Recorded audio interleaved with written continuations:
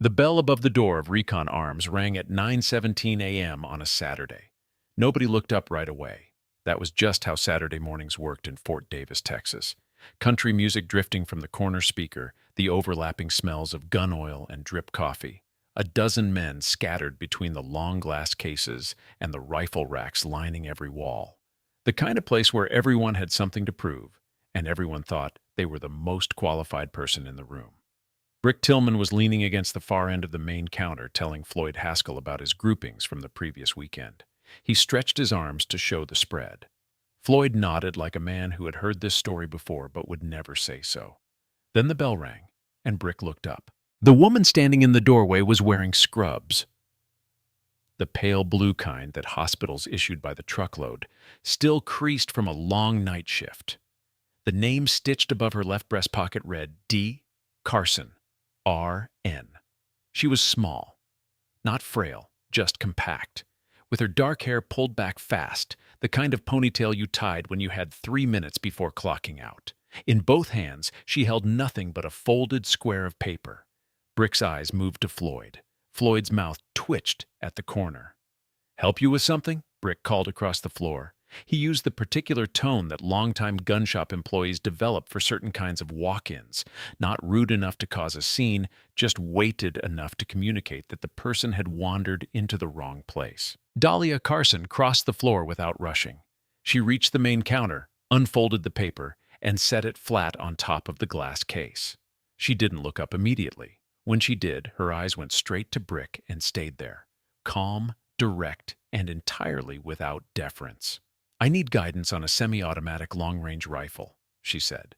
"Specifically, the ballistic difference between .308 Winchester and .338 Lapua Magnum at distances beyond 800 meters." The words landed in the air and just hung there. 2 full seconds passed. Then Brick laughed. Not a polite laugh, not even an uncomfortable one. The kind of laugh a man produces when he wants to make sure everyone nearby catches that something ridiculous just happened. "Come again?" He turned slightly, making eye contact with Floyd, then with 2 men at the far case who had both looked over. "Sweetheart, this isn't a pharmacy. We're fresh out of the little paper cups." Floyd chuckled. Jasper Walsh, the younger employee stocking shelves at the back counter, dipped his head and went very still. The practiced stillness of someone who didn't want to be seen laughing, but couldn't stop the movement in his shoulders. Dahlia's gaze didn't follow Brick when he turned to perform for the room.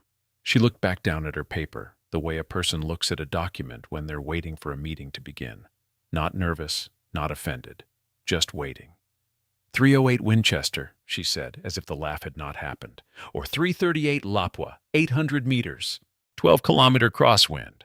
Brick set both palms flat on the counter and leaned forward. The grin was still there, but something had shifted underneath it. Not respect, not yet. Just the friction of a man who expected a reaction and didn't get one. "Okay," he said. "I'll bite. What's the rifle for? Gift for a boyfriend? We've got some nice compact options in the back. Pink options, too, if that's more your—" "It's for a family member," Dahlia said. "I'd like accurate information, please." The please landed without softness. It was not a request for kindness. It was a statement of what she expected. Before we go any further, if you've ever been underestimated, if you've ever walked into a room and been dismissed before you even opened your mouth, hit that like button right now. Because what Dahlia Carson does next is for every single person who is ever told they don't belong. Subscribe if you're new, because this channel tells the stories they never put in the headlines. And trust me, you do not want to miss what's coming in the next 10 minutes. Recon Arms had a particular feel on weekend mornings. The walls were dressed with purpose. Framed unit patches, a mounted rack of Vietnam-era rifles behind plexiglass, 2 American flags hung on opposing ends of the main floor. A handwritten sign near the entrance read, "22 years serving Fort Davis. We speak the language." Regular customers moved through the space like they owned part of it. And in a way they did. This was their third place, after home and the diner 2 blocks over, and they treated it accordingly. There were 14 people in the store that Saturday morning. Deputy Derek Morales was parked near the handgun case in his county uniform, one thumb hooked into his duty belt, nursing a cup of the free coffee that Silas Calloway put out every weekend without fail. Ezra McBride, retired Army Ranger, 2 combat tours, the kind of man who still carried himself like he was about to step into a briefing, sat alone at the small table by the window, working through a mug and not talking to anyone. Fern Pierce, 63 years old, and the only employee of Recon Arms who had been there longer than Brick, stood behind the register doing inventory with the unhurried efficiency of someone who had seen everything twice. Fern was the first one in the building who smiled when Dahlia walked in. Brick wasn't finished. He had a rhythm going now, and the room was watching. Family member, he repeated, savoring the words. So we're talking what? A husband who asked you to come pick something out? Because no offense, but a 338 Lapua conversation isn't usually a starter question. That's like walking into a surgical supply store and asking about scalpel metallurgy. Then you've been in some interesting supply stores, Dahlia said. Floyd laughed for real that time. Caught himself. Straightened. Brick's jaw tightened. He recovered quickly, gesturing toward the long wall of semi-automatic rifles behind him. Tell you what, let me show you some options that might be more accessible. We've got a very reliable AR platform setup, easy manual of arms, nice and straightforward. He reached back and pulled an AR-15 from the rack, setting it on the counter with the practiced ease of someone who had done this 1,000 times. Dahlia looked at the rifle. Then she reached out and placed her right hand on the receiver. It was a small thing. Nobody in the store would have named it if you asked them to describe what happened next. But Fern Pierce, standing 20 feet away with a clipboard, tilted her head. Because the way Dahlia Carson's hand found that weapon was not the way a first-time buyer touches a firearm. Her index finger was flat and straight along the frame before her palm even made contact with the stock, not positioned near the trigger, not hesitating. The finger discipline was automatic, the kind that takes 1,000 repetitions to make unconscious. Fern set the clipboard down slowly. Floyd was talking.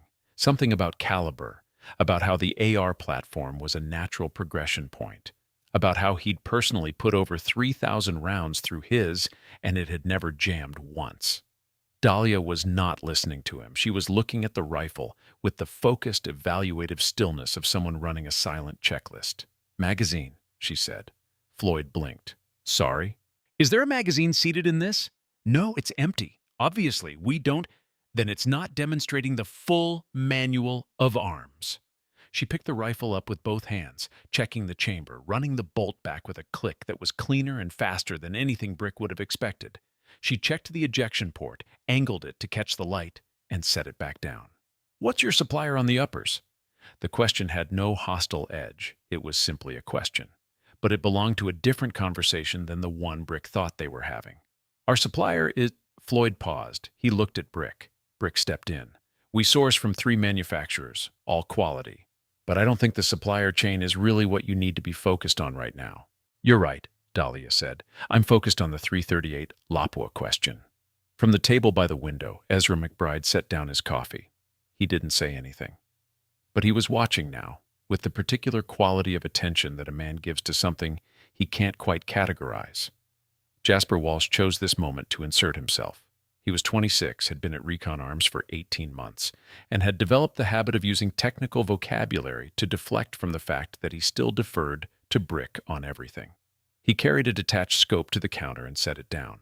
Since we're talking precision shooting, he said, with the magnanimous air of someone doing a favor, maybe we start with optics education. Explain what this is used for. He placed the scope on the counter.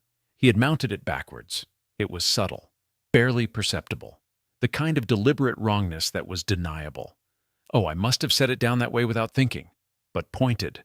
A test. See if she notices. Dahlia looked at it. 1 second. Then she reached out, rotated the scope 180 degrees, and set it back down. She did not comment. She did not look at Jasper. She simply corrected it, the way you correct a misaligned pen on a desk, and returned her attention to the counter. The silence that followed had texture. Anyone can learn to handle equipment, Brick said. He said it too quickly. Doesn't mean you know why you're using it. The 338 Lapua Magnum, Dahlia said, for the 3rd time, carries approximately 725 grains per bullet in common match-grade rounds. At 800 meters in a 12-kilometer crosswind, right-to-left quarter wind at a standard 45-degree angle, The lateral drift differential between 308 and 338 is approximately 17 inches. The heavier projectile manages that crosswind correction significantly better. She said it the way someone says the time when asked. No performance, no emphasis, just information, delivered at conversational volume, as if the numbers were obvious. Floyd had stopped moving. He was holding an ammunition box he'd picked up 30 seconds earlier, and he was still holding it, but he was no longer doing anything with it. Deputy Derek Morales, from a spot near the handgun case, straightened, almost imperceptibly. Wikipedia, Rick said. He said it loud enough for the room. He was smiling again, but the architecture of the smile was different now. You can Google ballistics tables all day long. That doesn't make you a shooter. Dahlia said nothing. She looked at her paper. It was at this point that the door opened again. The young man who walked in was 17, wearing a gray hoodie that had been through too many wash cycles, carrying the particular combination of awkward energy and trying not to show it that boys carry when they're on the edge of something large. He saw Dahlia and started across the floor toward her. Chill, he caught himself. Dahlia. Brick looked at him, then back at Dahlia. Floyd leaned slightly over and said something very quietly into Brick's ear, and Brick began to nod. The slow, satisfied nod of a man who thinks he's just understood the whole picture. The boy wanted the rifle. The sister came along to seem knowledgeable. The confident questions were performance. Mystery solved.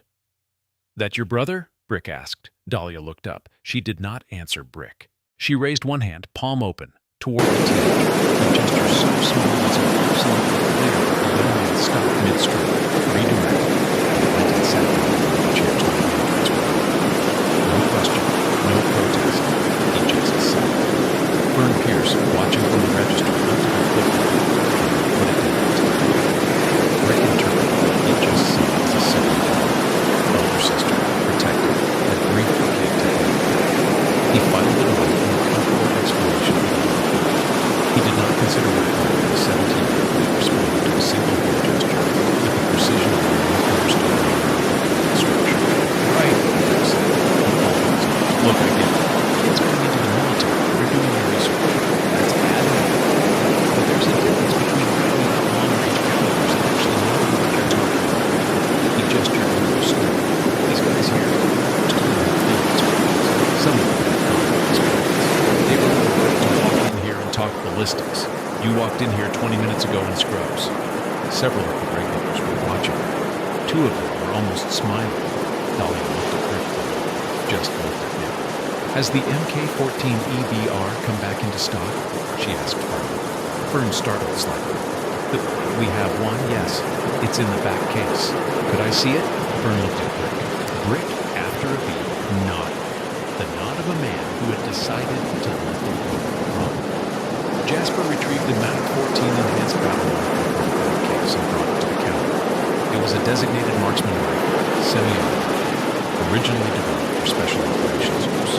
Not a weapon that showed up in casual Saturday morning browsing. Jasper set it on the front rack. What Jasper knew, and no one else in the room knew, was that the rifle had a component missing from the gas system. He'd removed it himself 10 minutes before Dahlia walked in. Not from any mean-spirited place, he told himself, just to see. Dahlia picked up the Mach 14. She did not chamber check it first this time. She knew this was a display weapon. Instead, she turned it slowly, examining the gas system with the unhurried focus of a mechanic reading an engine. 3 seconds. 4. She set it down. Gas piston cup is missing, she said. Jasper went very still. Floyd turned to look at the weapon. Even Brick leaned forward. There was a small, specific silence that comes when someone names the exact thing no one expected them to name. We had it in for service, Jasper said. The cup needs to be indexed before the rifle comes back to the floor, Dahlia said. If someone racks this without knowing the piston's incomplete, they're going to feel it. She said this the way she said everything, without drama, without a glance around to see who was listening. The information was for the room, not for anyone's benefit. She had noticed something that needed to be said, so she said it. Floyd put down the ammunition box. From the far side of the store, Ezra McBride stood up. He walked slowly toward the counter, not in any threatening way, just the deliberate movement of someone who wanted a closer look at something. He stopped at the edge of the group, studying Dahlia. "You look familiar," Ezra said. His voice was careful. "Do you work at Fort Davis Regional?" Dahlia glanced at him. "ICU nights." "You were on shift when my wife came in," Ezra said. "Last November, cardiac episode, a quiet beat. I remember that night." "She's fine now," Ezra said, "because of what you did." There was something in his eyes as he said it that went a fraction past gratitude, a slight narrowing, the look of a man filing something in a folder he's not sure how to label yet. But Brick seized on the exchange like a lifeline. "There you go," Brick said, gesturing between them with an open hand. "Great nurse, saved a life. That's real skill, and it matters. But this—" He spread his arms to indicate the walls of the store, the rifles, the whole world of recon arms. "This is a different skill set, and there's no shame in not having it." He said it with the generosity of a man granting absolution, the perfect patronizing landing. "Brick," Fern said it quietly, not looking up from what she'd returned to doing with her clipboard. Brick ignored her. He was leaning into it now. "Why don't we get your brother over here? Set him up with something appropriate, and we can have a real conversation about what he actually needs." "Floyd," Dahlia said. Floyd blinked. She'd used his name without being introduced to him. He didn't catch that immediately, but it registered somewhere. "You told the gentleman at the far case that the 338 Lapua wasn't necessary below 1,000 meters, she said, "that it was a waste of money." Floyd straightened. "That's a fair general. It depends entirely on the mission profile," she said. "For target acquisition beyond 800 meters in variable wind, which is standard in high-altitude terrain engagements.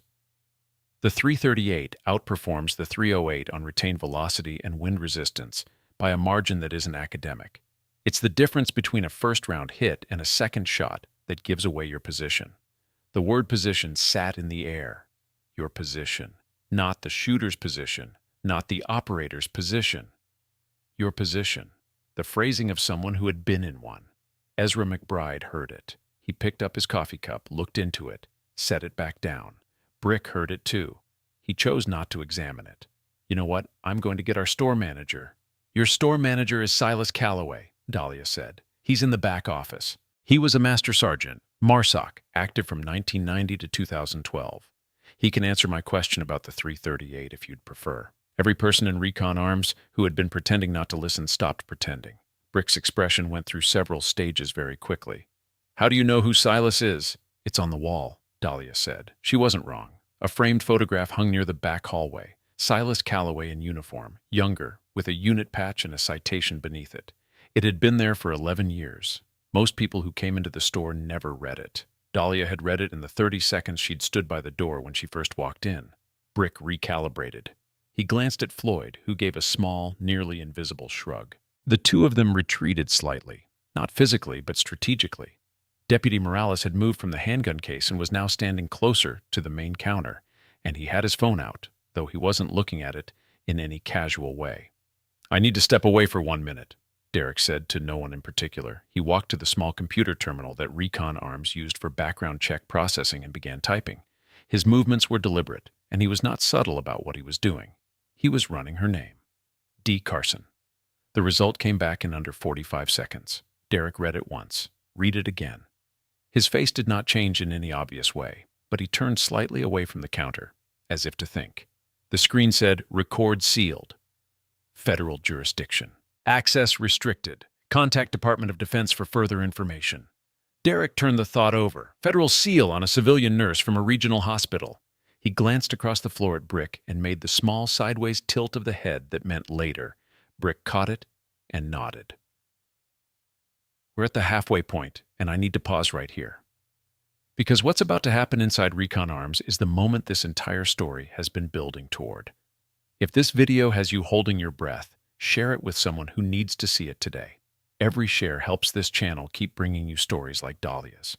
Hit subscribe if you haven't already, turn on notifications, and stay locked in, because Silas Calloway just walked out of his back office, and nothing in that room will ever be the same. Brick had a new theory now, and he wore it the way comfortable men wear new theories, as confirmation rather than question. A sealed federal record for a nurse most likely meant malpractice litigation, institutional protection, something administrative. He'd known a guy whose cousin had a sealed record from a civil case. That's how these things worked. He walked back to the counter with renewed ease. "Tell you what," he said. "Let's try something different." He reached under the counter and produced a rifle cleaning kit, then pulled a partially field-stripped M4 carbine from the service shelf, a store demo used for maintenance tutorials. He laid the components out on the felt mat with practiced precision. Upper receiver, lower receiver, bolt carrier group, charging handle, buffer and spring, each part separated. Waiting. "Reassemble it," he said. "Full manual of arms. If you can do it clean, I'll personally answer every question you walked in with, and we'll waive the consultation fee." Floyd crossed his arms. "Fair deal." Jasper watched from the back counter. He already knew what the answer would be. Most people who came in for this kind of demo needed guidance through at least 3 steps. Dahlia looked at the components. She stood quietly for a moment, and in that moment she was utterly still. Not hesitant, not calculating, just present. The kind of stillness that doesn't belong to anxiety. Then she moved. Her hands found the buffer and spring first. She seated them without looking at the lower receiver, oriented by touch alone. A small thing, nearly invisible. But Fern was watching, and Fern put her hand flat on the countertop. Lower and upper came together next. The charging handle indexed cleanly. Bolt carrier group seated with a particular practiced confidence. Not shoved, not tentative, but settled with the minimal force of someone who had learned exactly how much was needed and never wasted more. She ran the charging handle back and released it. The click was sharp, clean, perfect. Magazine check. Dust cover. Safe. She set the rifle on the mat and stepped back. The clock on the wall read 9:43 a.m. Fern turned to the small notepad she kept near the register and wrote something down. A time. 1 minute, 43 seconds. The store had gone quiet in a way that was different from earlier quiet. Earlier quiet had been the polite silence of bystanders watching someone get embarrassed. This was the silence of people who were not sure what they had just seen. Brick stared at the assembled M4. He looked at Floyd. Floyd said nothing. For once, Floyd had nothing to contribute. "I've seen veterans take 5 times that long," Ezra said from the edge of the group. He said it very quietly. He was not talking to anyone in particular. Brick leaned on the counter. "Muscle memory," he said. "You can learn to do that from YouTube channels. Assembly drills are all over the internet." He said it without looking at anyone. "Doesn't tell me anything." "What would tell you something?" Dahlia asked. The question was direct, not challenging in any aggressive sense. She genuinely wanted to know the answer. Brick registered this as another kind of confidence, the kind that didn't need to press, and it made him more uncomfortable than the assembly had. "Jasper," he said, "bring out that Night Force scope, the NX-8. Jasper retrieved the scope from the display case, a professional-grade optic, the kind used for precision long-range shooting, retail value at several $1,000s. He set it on the mat. This was the 3rd test. The escalation was becoming obvious to the room, even if no one said so. Dahlia picked it up. She brought it to her eye, looked through the objective. 3 seconds. 4. She lowered it. "The elevation turret has drift," she said. "0.3 MOA to the left, approximately. Someone ran this recently and didn't re-zero when they brought it back." She set it on the mat. "It'll hold 0 at 500 meters and under. Beyond that, you'll be chasing your point of impact." Jasper's face went through something complicated. The Night Force NX-8 was his personal optic. He'd had it in the store for 2 weeks, running it on his private rifle at the range. He had noticed a slight inconsistency at 600 meters and had been planning to address it. He had told no one this. The scope had never been handled by anyone else in the store. He looked at the optic. He looked at Dahlia. He did not speak. Floyd, who had been uncharacteristically quiet for 3 full minutes, picked up his phone and began typing. He was Googling something. Brick glanced at him. Floyd held up the screen. Ballistic drift tables. MOA correction charts. After 30 seconds of reading, he lowered the phone and did not show it to anyone. Dahlia turned from the scope and walked slowly along the front of the main case, looking through the glass at the handguns and the long guns beneath. She moved with unhurried attention, the way a person moves through a gallery, not browsing exactly, registering. Her eyes tracked the rows with a specific familiarity, the kind that comes not from ownership, but from proximity over time. She stopped at the Barrett M82A1. She didn't touch the glass. She just looked at it. Her right hand, hanging at her side, made a small, unconscious motion. The knuckles lifted slightly and came back down. barely perceptible. The way a hand moves towards something it already knows. Fern, still watching, pulled her phone from her apron pocket. She opened the camera app. She did not aim it aggressively. She simply held it, angled slightly toward the counter, and pressed record. It was instinct. The instinct of a woman who had spent 40 years watching situations tip and wanted to be ready when this one did. From the back of the store, the door to Silas Calloway's office was visible from the main floor. It was solid wood with a frosted glass panel. The light behind it had been on since before the store opened. The door had not opened all morning. Caleb Carson, seated in the chair near the entrance where his sister had gestured him, sat with his elbows on his knees, looking at his shoes. He was not performing patience. He was exercising it. There was a difference. Twice he had glanced toward the counter. Both times his sister had not looked back at him. Both times he had looked back at his shoes. Otis Garrett had been in the store since 8 a.m.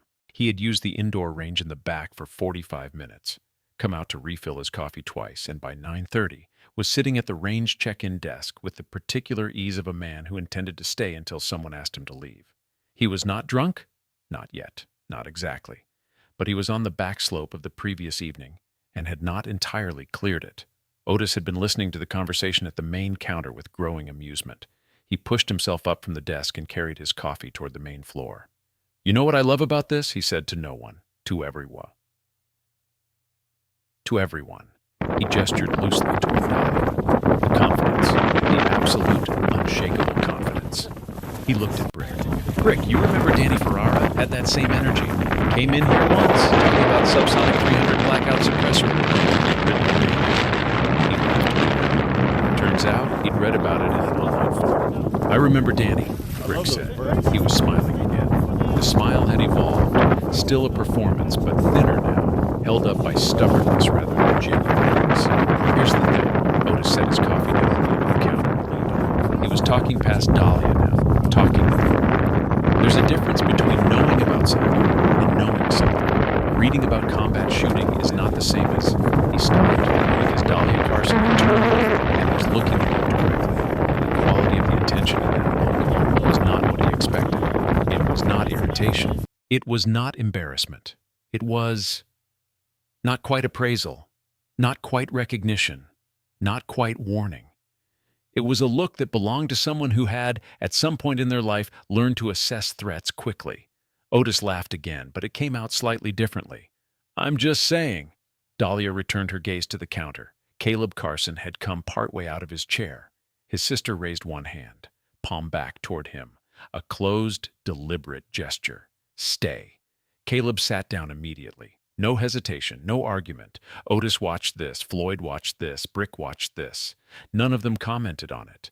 But Derek Morales, by the computer terminal, had gone very still. Brick moved around the end of the counter. He had made a decision. The decision was that this had gone far enough, that the scene had run its natural course, and that the cleanest ending was a polite, firm redirection. He had used this ending 100 times. It worked because it gave everyone a way to exit without losing face. "Miss Carson," he said, a concession in itself, the use of her name. "I appreciate your knowledge. I do. But Recon Arms has a lot of serious customers on a Saturday morning, and I think..." "I know," Dahlia said. He blinked. "Know what? I know you've been busy." She looked at him with the same calm she'd had from the first moment. "How long did you serve?" Brick straightened. The question was not aggressive. That made it worse. 2 years. National Guard. "Okay," she said. 2 letters. Nothing else. Not dismissive. Not contemptuous. Just acknowledging. The way a person acknowledges what is true. Brick had served 2 years. Dahlia had said, "Okay." The math of it settled in the room with the weight of everything unsaid. From the back of the store, wood creaked. Silas Calloway's office door opened. He was 68 years old, and he moved like a man who had long since stopped preparing for it. Not his age, not his authority, not his history. He came through the door, calmly for someone who had learned to conserve energy quickly as they went. His hair was full of it. His hands were the hands of a former machine. Larger than life, slightly fingers from years of consistent. He wore no uniform. He never wore a uniform. He He didn't need to. He was halfway to the main counter, already planning to say something to Brick about the inventory report when his eyes found a woman standing at the far end of the counter. Silas Calloway stopped, not slowly, not hesitating. Stopped, 1 foot still a few inches above the floor, as if his nervous system had sent a command, and his body had simply halted. He looked at Dahlia Carson for 3 long seconds. She looked back at him. Brick, Silas said. His voice was quiet. The store went quiet with it. I'm handling a situation, Brick started. I see that. Silas walked to the counter. He did not look at Brick again. His eyes were on Dahlia. Go recount the 308 inventory. All of it? All of it. Again. A beat. Brick looked at the room, made a small sound that was meant to be casual, and walked toward the storage door. Floyd found somewhere else to be. Jasper disappeared behind the back counter. Silas stood across from Dahlia. 14 people in the store. None of them were looking at anything else. Carson, Silas said. His voice was barely above a conversational tone. Reaper 26. The name dropped into the room the way a stone drops into still water, not splashing, just sending rings outward in every direction. Dahlia was quiet. 1 second, 2, 3. Then she met his eyes and gave a single small nod. Silas reached into the back of the display case and placed both palms flat on the counter for a moment, steadying himself with the particular steadiness of a man absorbing news he had suspected but not confirmed. Then he straightened. Otis Garrett, who had been watching all of this from the end of the counter, put down his coffee and stepped toward the group, still carrying the bluster of the previous few minutes, still not understanding what had shifted in the room's center of gravity. What's going on? He said. He reached out and grabbed the sleeve of Dahlia's scrub top, not violently, but firmly. Hey, I'm talking here. The fabric pulled taut as he pulled her slightly off balance. What happened next was over before it registered. Dahlia's left hand came up and found his wrist. Her weight shifted, not away from him, but through him, redirecting his momentum along the axis he'd created. Otis's own grip became the problem. It pulled him forward and slightly down, into the edge of the glass counter rather than into Dahlia. He caught himself against the case with a sharp exhalation, wrist released, standing but unsteady. 4 seconds, beginning to end. No one in the room had moved. Several people had stopped breathing. In the process, Otis's grip had pulled Dahlia's left sleeve above the elbow. The tattoo was visible. It was not decorative. It was not the kind of tattoo that told a story someone chose to display. It was the kind of mark that meant something specific to people who knew what it meant. A geometric design, dense and precise, centered on a skull and combat headgear. Below it, in a clean utilitarian typeface, Delta Ipsilon Sigma Ipsilon. And below that, smaller. Reaper 26, Mosul, 2019.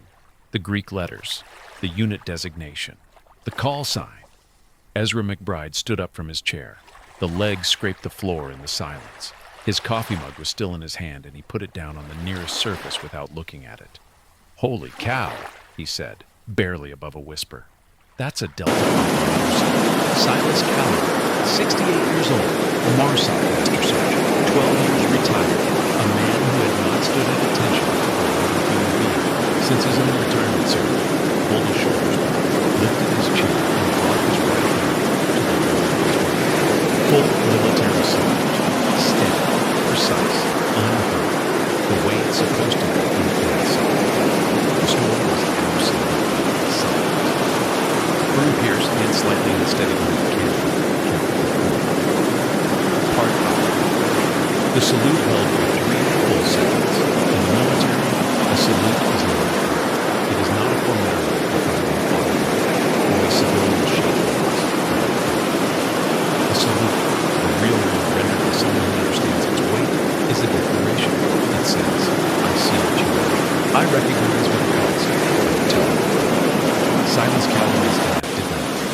14 people in Recon witnessed it, not one person.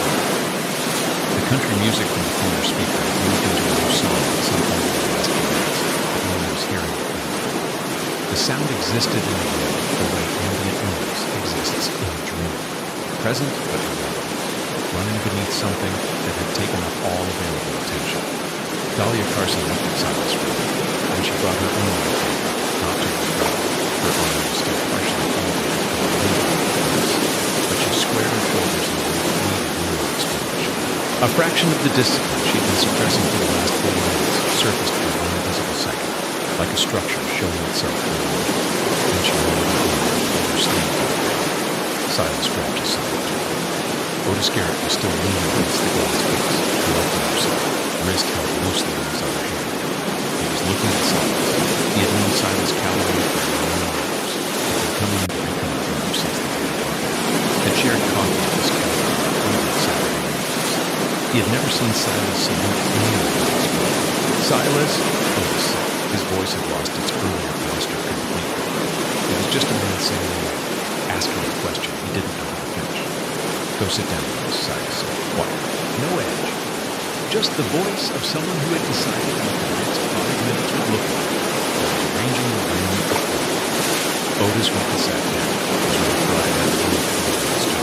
He was looking at Donna's sleeve, at the place where the tattoo had been visible, and the cover, with the expression of a man reorganizing a very large movie creation. His Army Ranger experience gave him a particular frame of reference. He knew the Delta Force designation. He knew what the Great Rise was. He knew what Mosul in 2019 had looked like from the intelligence reports that came through his unit before his own retirement that same year. He knew the casualty figures from that deployment. He knew the specific terrible arithmetic of Reaper Team. He pressed his lips together and looked at the floor for a moment. Brick Tillman had stopped walking toward the storage room. He was standing in the doorway between the main floor and the back hallway, having heard the silence change quality in the way that silences sometimes do. He turned around. He saw Silas's expression. He saw the room. He looked at Dahlia's sleeve.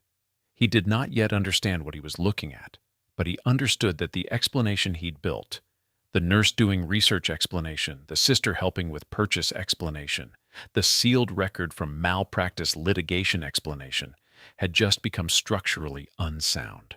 He could feel it the way you feel a chair begin to give before it actually breaks. Silas moved around the end of the counter and came to stand on the same side as Dahlia, which was a small thing and a significant thing.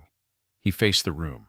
This woman, Silas said, is Combat Controller, 1st Special Forces, Operational Detachment Delta. He said it at normal volume. He did not announce it. He simply stated it the way you state a fact when you want a room to understand that what follows is not opinion. 11 years active, 3 Bronze Stars with Valor, deployments to Kandahar, Fallujah, and Mosul. He paused. She has used every long-range rifle on this wall in field conditions, not at a range, not in training. Another pause. In combat, the word settled into the room and found its weight. Brick's hand was on the doorframe. He was gripping it in a way he probably wasn't aware of. Floyd Haskell had his phone face down on the counter. He had stopped Googling 3 minutes ago when the results had returned things he wasn't prepared to sit with. Silas, Brick said. His voice had changed register. Lower, less certain. How do you know? Because Marcus told me, Silas said. The name came without explanation. It was not offered to the room. It was offered to Dahlia. He received it with a stillness that was entirely different from the stillness she'd been carrying for the last 4 minutes. That stillness had been dissipated. This was something older. Marcus, she said, without question. He used to stop in when he was in the area, Silas said. Before his last deployment, talked about his team. He looked at Dahlia directly. He talked about Reaper 2-6. Didn't use the name. Just said there was someone on the team who could put a round through a plane car at 900 meters in crosswind and then go write the after-action report for memory. Said that person was the reason 3 of the others came home. Deputy Derek Morales, by the computer terminal, had taken his hand off the keyboard. He was standing with both arms at his sides. He looked at the phone. Colonel Pierce's camera had been steady. She was very careful. He should have come home too, Dahlia said. It was the most she had said about anything that mattered since she was at the 5 words, delivered at the same volume as everything else she had said, and it realized the ballistics questions, the composed responses to the monitor, the careful attention to details of all his events, every piece of it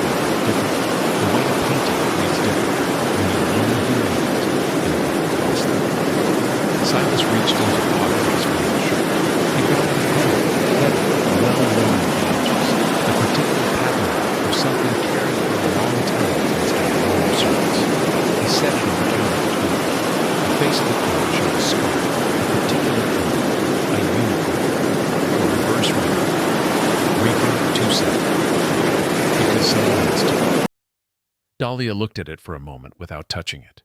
Then she picked it up, turned it over, set it in her palm, and closed her fingers around it. Not gripping, just holding, the way you hold something you thought you would never see again.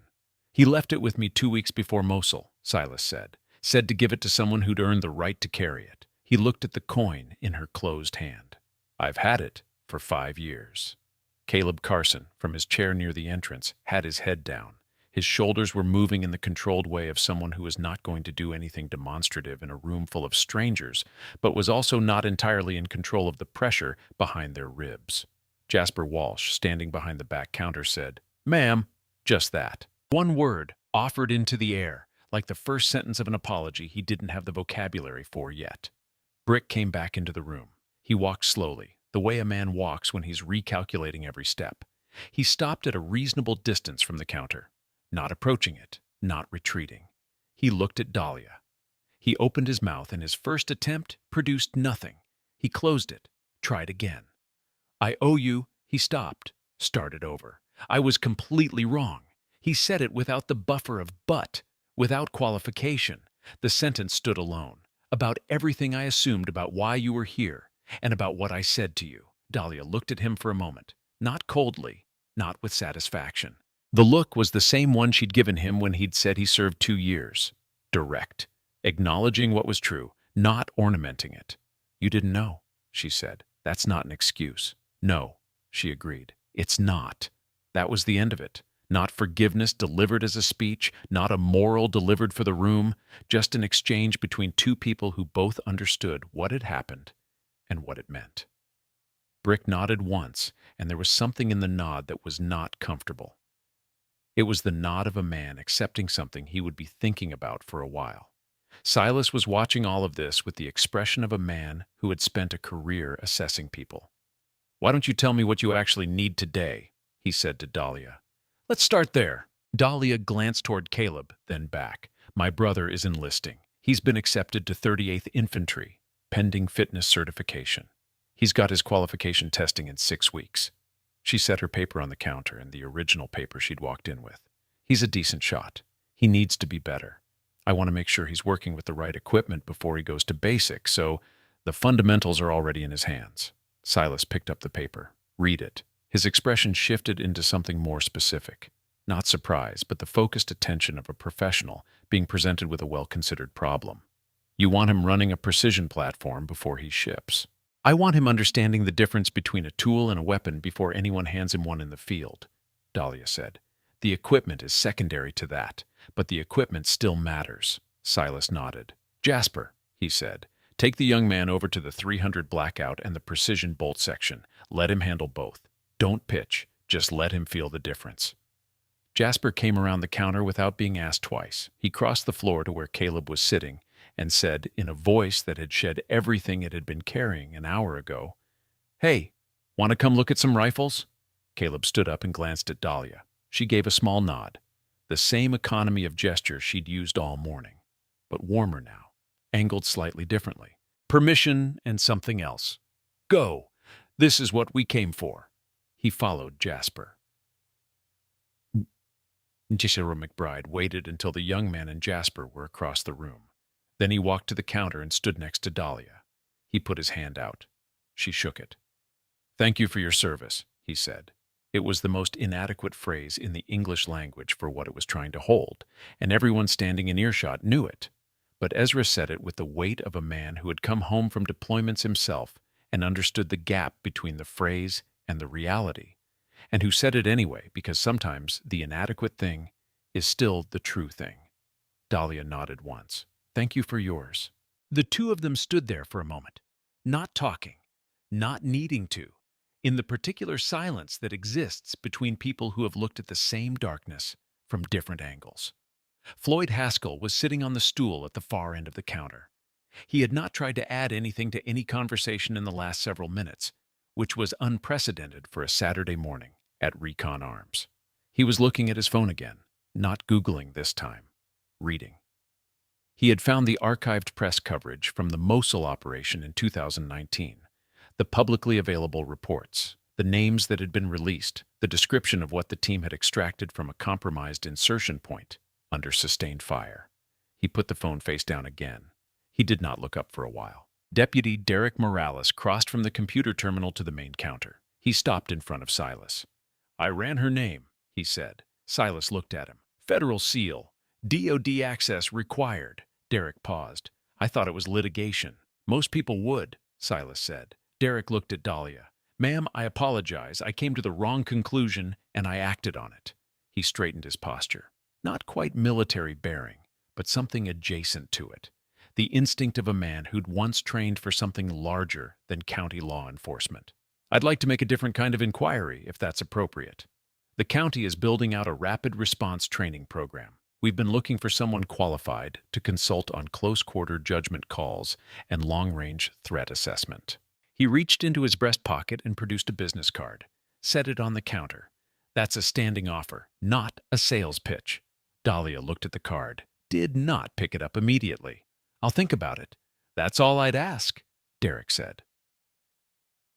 Fern Pierce lowered her phone. She walked to where Silas was standing and touched his arm lightly to get his attention.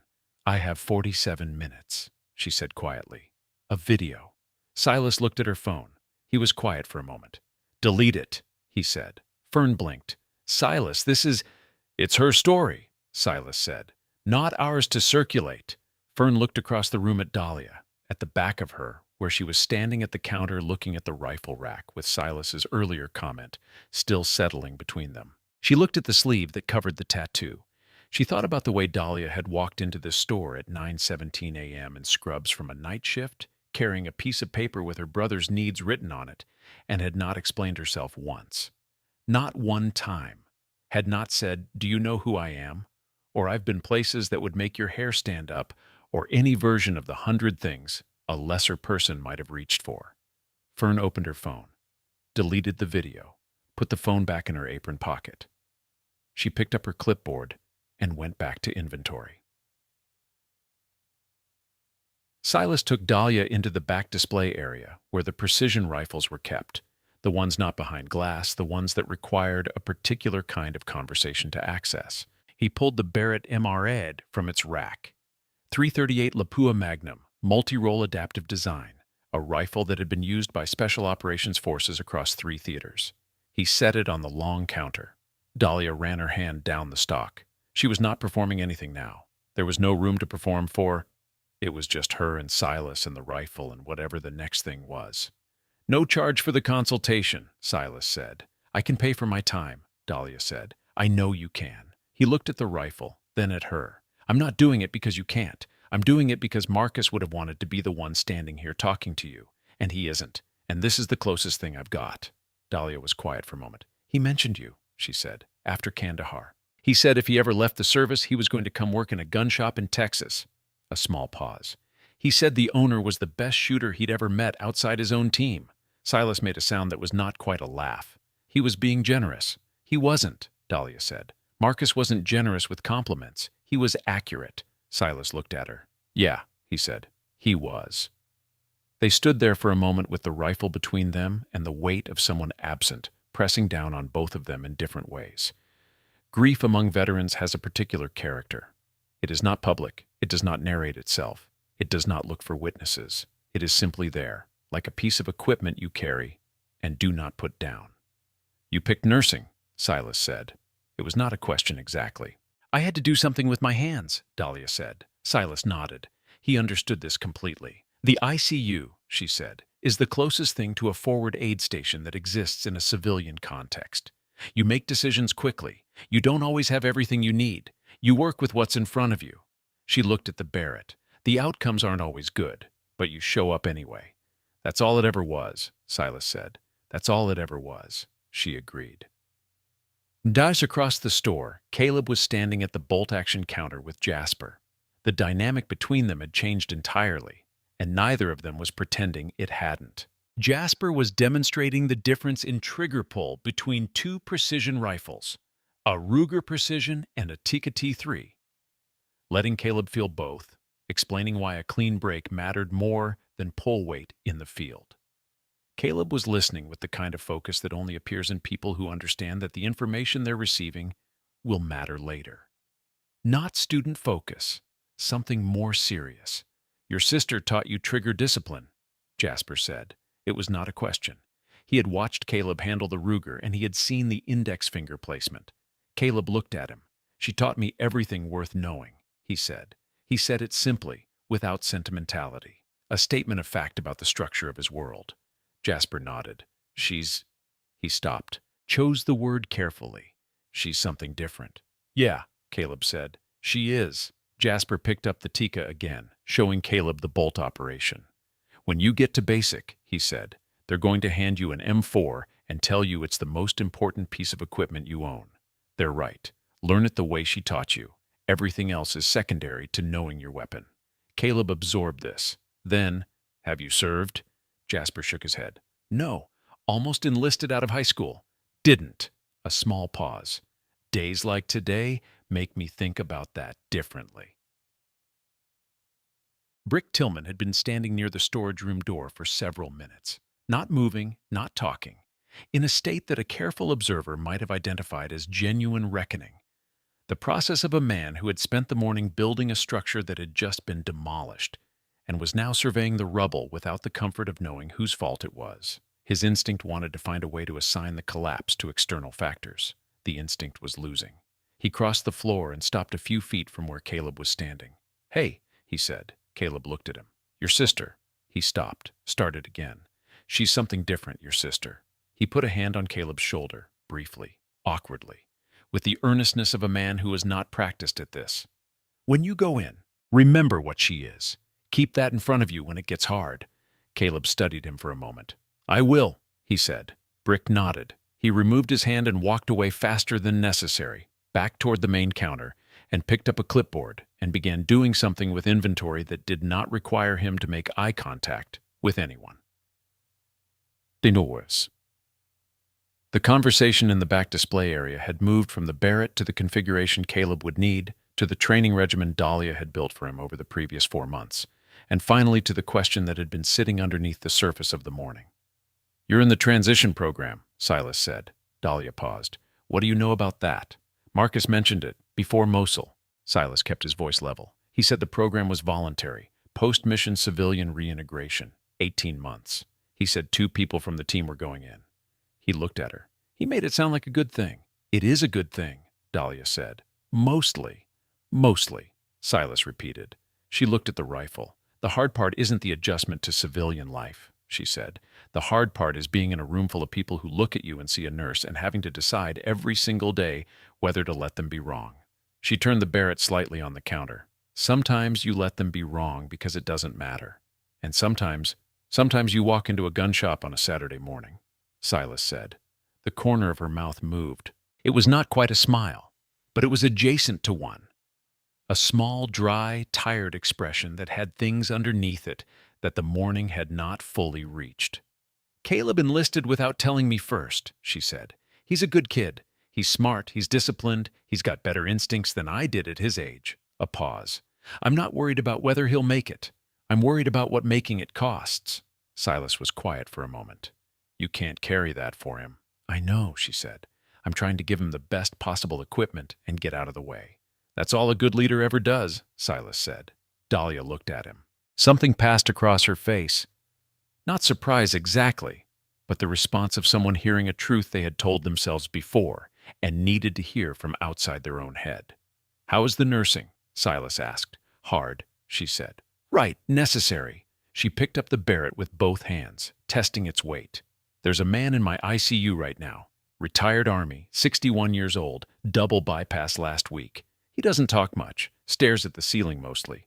But yesterday he looked at me and said, You move like you've been downrange. She set the rifle down. That's when I knew I wasn't hiding anything. I was just deciding who got to see it. Silas put his hand on the counter. He was looking at the far wall of the display room, at a framed photograph there, which Dahlia had not seen from the main floor. It showed a group of men in field gear, somewhere arid, late afternoon light. The kind of photograph that gets taken because someone understands the moment might not repeat. He crossed to the photograph and pointed to a figure near the left edge. Younger, leaner, a specific quality of alertness in the stance. Marcus, Silas said. Dahlia looked at the photograph for a long time. He came through here 8 months before Mosul, Silas said. Spent a Saturday afternoon in this back room. We talked for 3 hours. He wasn't worried. You know how he was. He didn't talk about things that way. But there was something he wanted to say before he went back. Silas looked at the photograph. He said the best thing about his team was that nobody on it needed to be the loudest person in the room to matter. Dahlia didn't respond immediately. When she did, her voice was the same quiet it had been all morning, but with something different underneath. He said that in the field, too. Used to drive the younger operators crazy. They'd want to debrief everything, rehash every decision. Marcus would just say, "You know what you did. The mission knows what you did. That's enough." "That's enough," Silas repeated. She turned from the photograph. The challenge coin was still in her jacket pocket. She'd put it there without discussing it, the way you secure something you do not want to have to explain. "What did he leave it with you for?" she asked. "Really?" Silas took a moment. He said, "If someone from the team ever comes through here, give it to whoever looks like they need to remember what they're worth." Dahlia was quiet. He knew, Silas said. He knew the transition was going to be hard. He was thinking ahead. He was always thinking ahead. He was, she said. It cost him sometimes. Going back to Mosul. She stopped. "You don't have to." "I know." She looked at the rifle rack. "He volunteered for the secondary extraction when the primary team got pinned. Nobody asked him to. He saw the gap in the cordon and he moved into it." She looked at her hands. "By the time I got to his position, the window had closed. I called in the air support. The extraction succeeded." A pause. Reaper 27 didn't come out. The room was quiet except for the distant sound of the main store. Jasper's voice explaining something. The click of a bolt action. The faint residue of country music from somewhere. "The mission succeeded," Silas said. "Yes," Dahlia said. "And you carried it anyway." Yes, Silas nodded once. He did not offer comfort. She had not asked for comfort. He simply acknowledged the weight of the thing she was carrying, the way one veteran acknowledges another's load, not by trying to lift it, just by seeing it clearly. Pitchuk. They came back to the main floor together. The atmosphere of recon arms at 10:53 a.m. on that Saturday was a different thing from what it had been 2 hours earlier. Not in any obvious, performative sense. The rifles were still on the walls, the coffee was still warm, the country music was still running its Saturday morning playlist. But the room had been reorganized at some invisible level. The people in it were arranged differently, not physically, but attitudinally. The way a room reorganizes around an event it has witnessed and cannot unwitness. Floyd Haskell stood up when Silas and Dahlia came through from the back. He looked at Dahlia and said without preamble or decoration, "I gave you wrong information. The 338 question. What you said was correct. He stopped. "I was wrong, and I said it with confidence, which makes it worse." Dahlia looked at him. "Caliber debates are never entirely settled," she said. "Mission profile determines the answer. You weren't wrong to have an opinion. I was wrong to state it like it was a fact and then condescend to the person questioning it," Floyd said. He met her eyes squarely. Something in him had shifted during the time she'd been in the back. The Googling, the reading, the silence. He looked like a man who had done an honest accounting and didn't like the balance. "That's the thing I'm apologizing for." Dahlia accepted this with a nod. Not a performance of acceptance, just the actual thing. Caleb came from the precision rifle section carrying a piece of paper where Jasper had written down 3 specific models with their specifications and a practice ammunition recommendation. He held it up. "Jasper thinks the Tikka in 308, for now, graduated to the 338 platform after 12 months, he said to Dahlia, "based on what I described for the training environment." Dahlia looked at the paper, looked at Jasper. Reasonable recommendation. Jasper, for the second time that morning, said just, "Ma'am." This time it carried something different than the first. The first had been astonishment, simple and unprocessed. This one had gratitude underneath it, for reasons he couldn't quite name but understood were connected to the fact that Dahlia Carson had not, at any point in this morning, turned any of this into a victory lap. She had answered questions. She had corrected what needed correcting. She had not made anyone watch her win. Silas went behind the main counter and pulled a floor model Tikka T3 TAC A1 out from the service side. He set it on the felt mat and then set beside it a box of Federal Gold Medal match in 308 Winchester. He looked at Caleb. "Your sister picked the right platform for where you're starting," he said. "This is where the conversation begins." The consultation that followed lasted 51 minutes. Silas ran it. He was methodical, specific, entirely professional, a man in his element, doing the thing he had opened this store to do. He walked Caleb through trigger mechanics, stock fit, scope mount fundamentals, and the specific discipline of a first-round hit at varying distances. He demonstrated twice and then watched Caleb demonstrate, correcting small things with the patience of a man who had trained a great number of people and understood that learning takes time and repetition and the absence of pressure. Dahlia watched from a few feet back. She spoke twice, once to clarify something Silas had said about wind hold, once to add a practical field note about how the information translated from range shooting to something with actual stakes. Both times she said what needed to be said and stopped. She did not take over. She did not redirect. This was Caleb's education, and she had done her part by bringing him here. Several of the regulars who had been in the store at 9:17 were still present at 11:44. Not all of them had stayed intentionally. This was their Saturday morning place, and they had nowhere pressing to be, but none of them had left either. They arranged themselves at a comfortable distance from the main consultation, giving it space, and were quiet in the particular way of people who understood they were in the presence of something worth being quiet for. Ezra McBride, at some point during the 51 minutes, came and stood at the edge of the group, not to participate, just to watch. His arms were crossed, his coffee long cold and forgotten, and he watched the way a man watches something that is reminding him of what matters. At the end of the consultation, Silas produced a receipt and handed it to Dahlia. She looked at it. It covered the ammunition, the scope mounting that Jasper had done during the session, and a small accessory kit. The Barrett MRAD was not on it. "The rifle," Dahlia started, "is on order," Silas said, "for you, when you're ready for it. No charge for the wait." She looked at him. "You'll come back for it," Silas said. It was not a question. "When you're ready." After a moment, she folded the receipt and put it in her pocket. Caleb was carrying the accessory bag and the ammunition box, talking with Jasper about bore cleaning protocols, when Derek Morales stopped Dahlia near the handgun case on her way to the door. "That offer stands," he said, nodding toward the business card still on the counter. "Whenever you want, no pressure." Dahlia picked up the card. She looked at it for a moment and then put it in her jacket pocket. "I'll be in touch," she said. Derek nodded. "Thank you." She had been called ma'am 3 times in the last hour by men who had spent the first part of the morning calling her sweetie and co-guy, and had stopped just short of little lady. The word meant something different each time someone said it. She received each version of it with the same even attention and moved on. Fern Pierce was at the register. She ran the transaction with the unhurried confidence of $40 at the same time. When she handed Dahlia the receipt, she held onto the edge of it for a half-second longer than was strictly necessary. "I deleted the video," Fern said.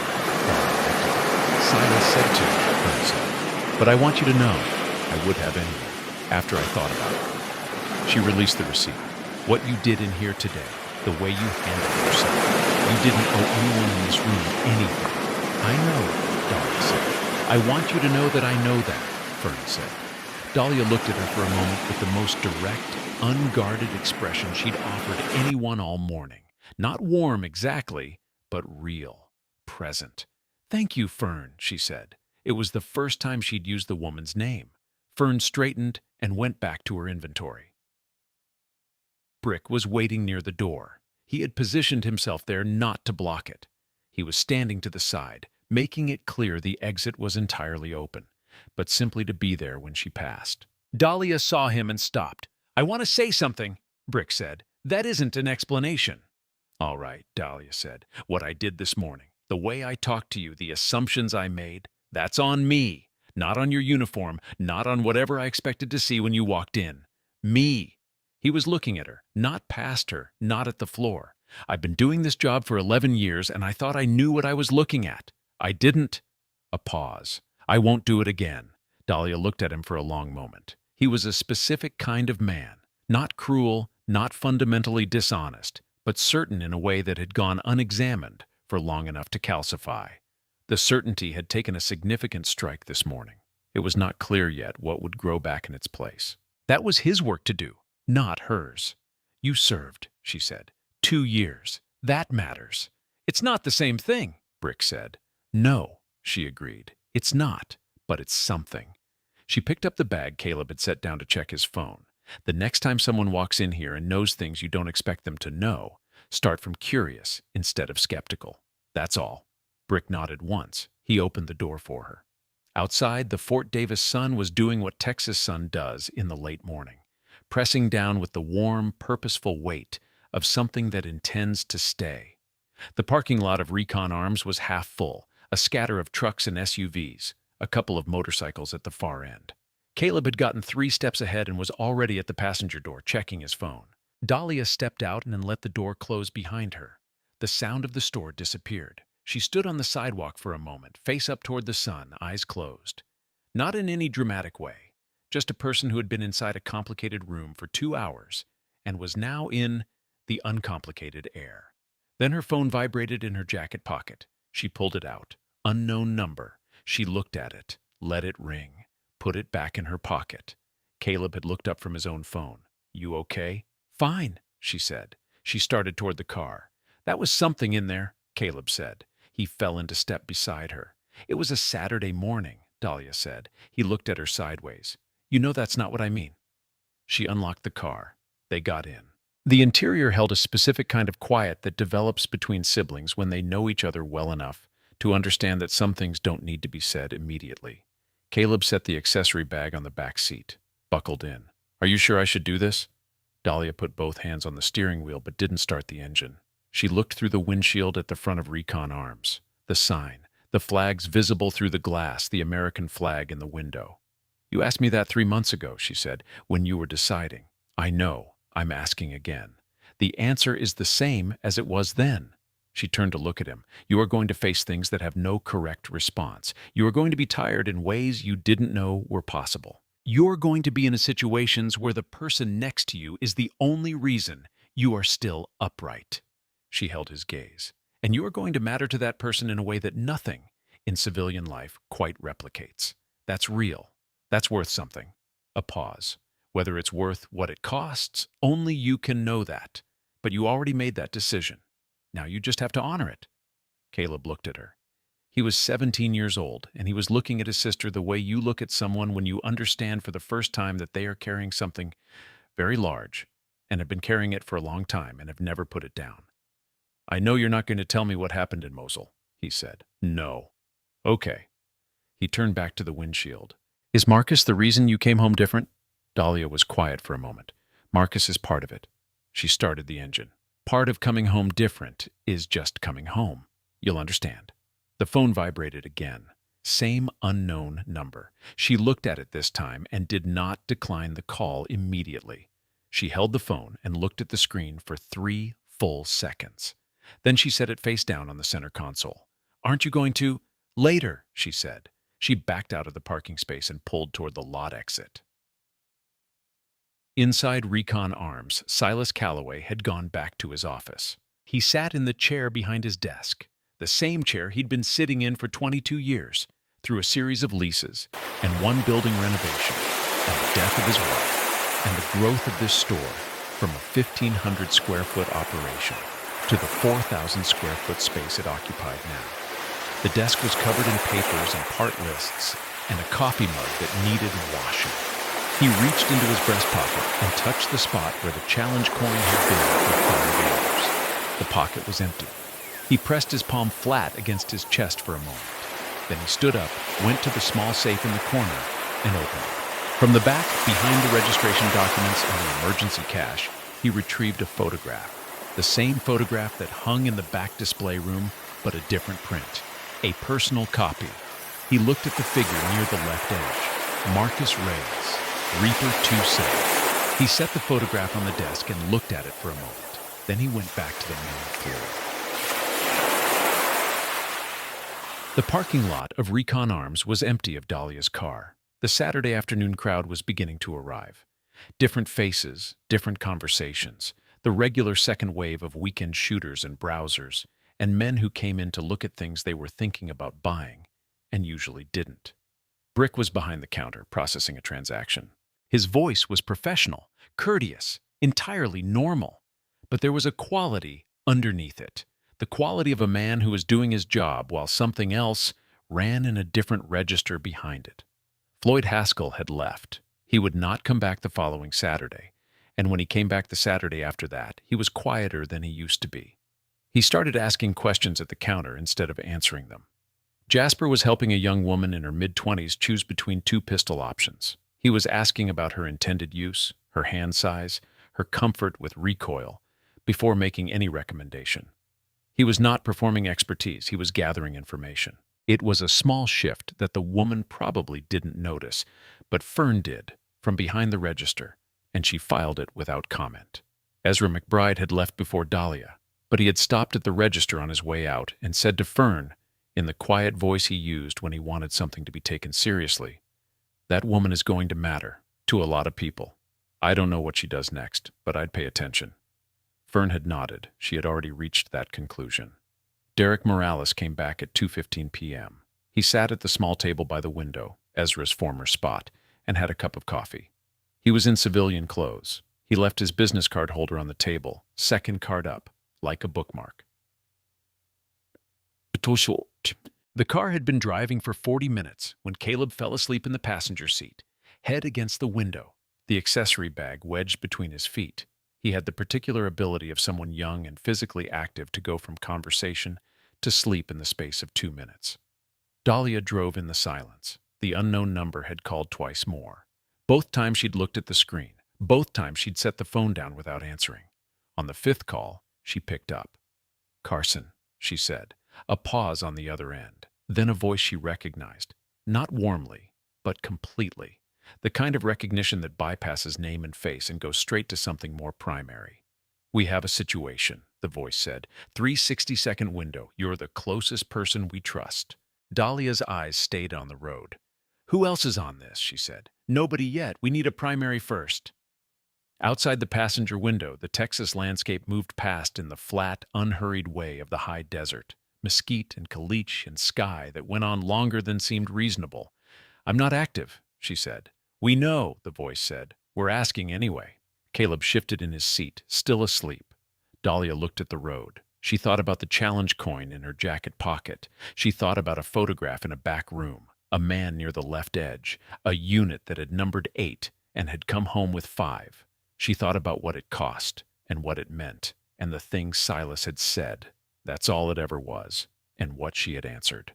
"Send me the file," she said. "I'll call you back in 20 minutes. She ended the call. She drove. The phone buzzed once. A file notification, encrypted, the kind that didn't leave a trail. She did not open it yet. She drove for another mile, and then she pulled over at a rest stop and sat with the engine idling. Caleb woke up at the sound of gravel under the tires. "We stopping?" he said, still half asleep. "1 minute," Dahlia said. She opened the file. She read. Caleb watched her face. He had spent 17 years learning to read his sister's expressions, which was a project she had made difficult by keeping most of them below the surface. But he had learned a few of the tells, the slight tightening of the corner of the jaw, the way her eyes went still when the processing something fast, the particular quality of quiet that preceded a decision. He saw all 3. "Dahlia," he said. "I'm fine," she said. "That's it. Give me a minute, Caleb." He gave her the minute. She read to the end of the file. She locked the phone and set it in her lap and looked through the windshield at the rest stop. A picnic table, a dumpster, a sign giving the distance to the next town. "I might need to make a trip," she said. Caleb was quiet for a moment. "How long? I don't know yet. But you're going." Dahlia looked at him. He was 17, and he was looking at her the way he'd looked at her in the gun store, with the eyes of someone who had understood, perhaps before today, and certainly after it, what his sister actually was, and what that meant for the shape of their life together. "I don't know yet," she said again. But they both heard the difference between "I don't know" and "no." She started the engine. "Nobody in that store knew," Caleb said, as they pulled back onto the road. "When you walked in, not one of them." "That was the point," Dahlia said. "How do you do that?" he said. "Walk into a room and just not explain yourself." Dahlia was quiet for a moment. The road stretched out ahead of them, and the sun was at the angle that meant early afternoon, and the high desert was doing its particular thing with the light, making everything look simultaneously close and very far away. You learn, she said, that the people who need to know already know, and the people who don't know yet, they'll figure it out when it matters. She glanced at him. The rest of the time, you just do the work. Caleb looked out the window. He turned the Tika spec sheet over in his hands. He was going to be a soldier. His sister had been something harder to name, in a unit with a designation most people would never hear, and she had done the work for 11 years and carried it home in a sealed federal record and a tattoo on her left arm and a coin that had belonged to someone who didn't come back. He put the spec sheet in the bag. "The work," he said. "The work," she said. Issued. Back at Recon Arms, Silas Calloway stood at the front window for a moment in the mid-afternoon light. The Saturday crowd was in full effect now.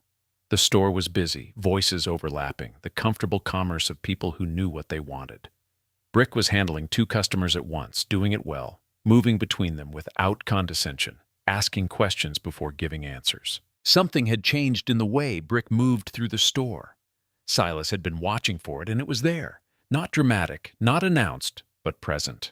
The particular adjustment of a man who had bumped into his own blind spot and was in the process of mapping the territory around it.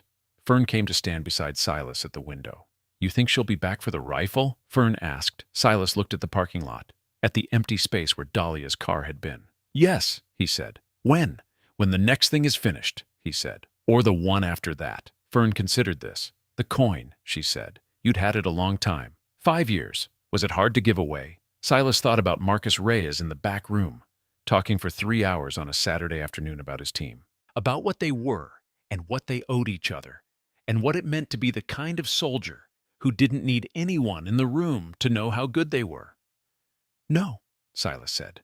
"That's what he left it for." He turned from the window and walked back into the store.